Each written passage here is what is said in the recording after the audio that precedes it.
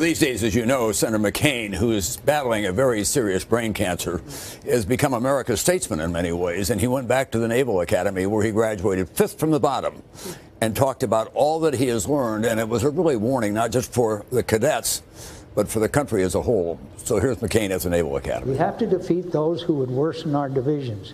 We have to remind our sons and daughters that we became the most powerful nation on earth by tearing down walls, not building them. That was Senator John McCain going back to his alma mater, talking about how we have to get engaged in the world. It is a time of reflection for the senator on many levels. When we met for an interview, it was both the 50th anniversary of his capture by the North Vietnamese and a time of reflection. Senator, when you woke up this morning, did you say to yourself, where was I 50 years ago? You know, I did. And I thought, wow, maybe I zigged when I should have zagged. Yeah, I thought about it a lot, but I also thought about the heroes that I have known and the benefit of having served in the company of heroes. I am the luckiest guy you will ever talk to, I promise you. Does that memory ever fade for you? Is it there constantly? Or can you park it somewhere? You know, it doesn't fade, but I have parked it. In life, we have to go on, you know, and put it behind us and be grateful. Do you think we're more divided now than we were then? No.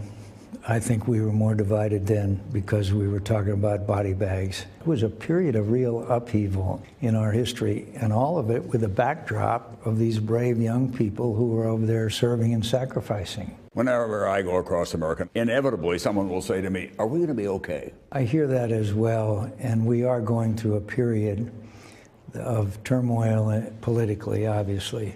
We are seeing in many ways the 1930s.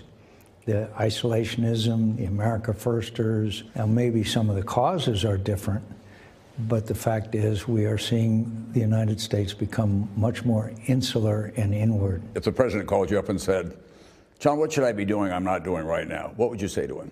Stop tweeting. I think I'd say stop tweeting. I think I would also say, look, there's no reason to attack Republicans. We got enough people to attack them. In the course of your political career, especially as a presidential candidate, as I learned firsthand, you had some mixed relations with the press. The president has no use for the press. He's turned the country against us in many ways. I think the role of the press is more important than ever before. I hate the press, okay? But the fact is, without a free press in this country, a pillar of democracy is destroyed. In the Senate and in your private life as well, you've had friends on both sides of the aisle. That doesn't happen anymore. Is that a key to getting the country back on an even keel? You know, the guy that I fought with and worked with almost more than anybody in the United States Senate was one Edward M. Kennedy. You know, he and I would yell at each other. We would fight, and we'd walk off, and he'd put his arm around me and say, hey, we did pretty good, didn't we? That's the kind of relationship that you have to have. And so we did a lot of legislation together. Have you loved your life, John?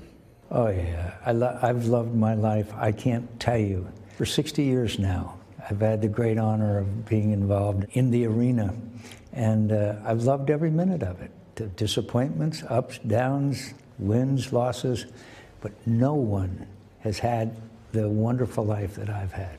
No one. And there have been so many John McCain lives. He's now a senior statesman, and it's worth going on Google to read the entire speech to the Naval Academy, because it is forewarning for these cadets and for the rest of the country about where we are and what we ought to be thinking about, Matt. How's he seem like he's doing to you? Look, it's a very tough cancer. It is a very difficult cancer. He's getting great care at the Mayo Clinic in Arizona, but at the same time, he's a realist and he knows what he's up to. And I think that's why we're seeing so much candor from him, and why he wants to, at this stage in his life, to raise his hand and say, I'm not going to be politically correct anymore. And by the way, the two of us used to have a very close but appropriate relationship. And then, as it did with a lot of members of the press, it went to hell when he was running against Obama. We reconciled last summer his initiative. He said, I was wrong. We've got to get back together again. And so we'll always be reporter and politician, but at the same time, I have an enormous personal affection for him.